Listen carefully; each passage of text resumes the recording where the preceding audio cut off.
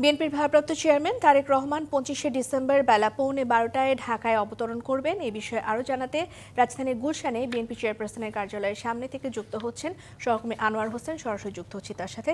আনোয়ার, তারেক রহমানের দেশে ফেরা নিয়ে বিএনপির প্রস্তুতির সবশেষ খবর জানবো আপনার কাছ থেকে। রিদওয়ানা, প্রথমেই যেটি বলতে চাই সেটি হচ্ছে যে বিএনপির ভারপ্রাপ্ত চেয়ারম্যান তারেক রহমান দেশে ফিরবেন 25 তারিখ অর্থাৎ 25 ডিসেম্বর। সেটি তো আগে থেকেই নির্ধারিত।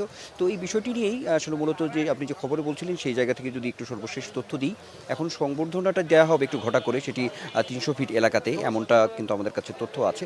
কিন্তু সেটি আসলে কবে দেয়া হবে, সেটি কি 25 তারিখেই না তার একদিন পরে বা তার 1-2 দিন পরে, সেটি আসলে এখন পর্যন্ত সুনির্দিষ্ট তথ্য আমাদের কাছে নেই। তবে এই যে আয়োজন অভ্যর্থনার, তাকে সংবর্ধনা দেয়া, এটি নিয়ে আসলে একটি বিশাল যজ্ঞ চলছে দলের মধ্যে।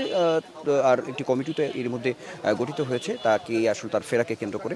আর অন্যান্য যে ইউনিটগুলি রয়েছে দলের বিভিন্ন অঙ্গ সহযোগী সংগঠনের পক্ষ থেকে আলাদা আলাদা করে তাদের একটা প্রস্তুতি এখন পর্যন্ত রয়েছে। তবে যে প্রতিনিধি দলটি আজকে বেসামরিক বিমান চলাচল কর্তৃপক্ষ অর্থাৎ সিভিল এভিয়েশনের সঙ্গে যে বৈঠকটি হয়েছে, তা আমাদের কাছে তথ্য হচ্ছে যে তারা মোটামুটি একটি আলোচনা করে, অর্থাৎ কিছু স্থান পরিদর্শন শেষে কিন্তু এর মধ্যে তারা আসলে গুলশানে অবস্থান করছেন, এমন একটি তথ্য আমাদের কাছে আছে। তো সব মিলিয়ে আসলে বিএনপির ভারপ্রাপ্ত চেয়ারম্যান তারেক রহমানের দেশে ফেরাকে কেন্দ্র করে একটি ঐতিহাসিক একটি অর্থাৎ গণজমায়েত, একটি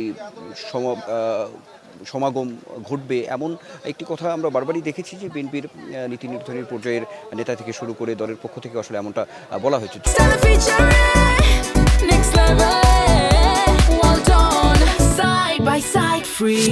সেই আয়োজনটি চলছে এখন পর্যন্ত। প্রস্তুতির জায়গাটি একবারে বলতে গেলে আসলে মহাব্যস্ত, যদি আমি বলি যে সেই জায়গা থেকে বিএনপির যে মূলত দলের পক্ষ থেকে যে আয়োজনটি করা হবে সেই নিয়ে এখন পর্যন্ত চলছে। তো সুস্পষ্ট বিষয়গুলো আমরা হয়তো জানতে পারবো নিশ্চয়ই। দলের পক্ষ থেকেও এমনটা জানানো হয়েছে যে এই আয়োজনগুলো সম্পর্কে একটু আনুষ্ঠানিক সংবাদ সম্মেলন করেই হয়তো জানানো হবে, সেটি হয়তো আজকালের মধ্যেই জানানো হবে, এমন একটি তথ্য আমাদের কাছে আছে।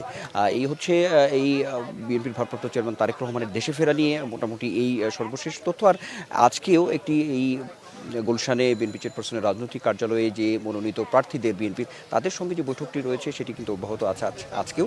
একই সঙ্গে একটি আলোচনা আছে যে বিএনপির সঙ্গে যে যুগপৎ আন্দোলনে যারা ছিলেন, যারা শরিক ছিলেন, তাদের যে আসনের যে একটি সমঝোতার বিষয় সেটি কিন্তু এখন পর্যন্ত হয়নি। একটু আগে আমরা দেখেছি যে সাইফুল হক, বিপ্লবী ওয়ার্কার্স পার্টির সাধারণ সম্পাদক, তিনি এই বৈঠকে ছিলেন, তিনি আছেন, তিনি গণমাধ্যমে কথা বলছেন যে এখনও এই বিষয়গুলো নিয়ে সুরাহা হয়নি। নিশ্চয়ই আলাপ আলোচনার মাধ্যমে এই বিষয়গুলো একটি সুরাহা হয়তো হবে সামনে।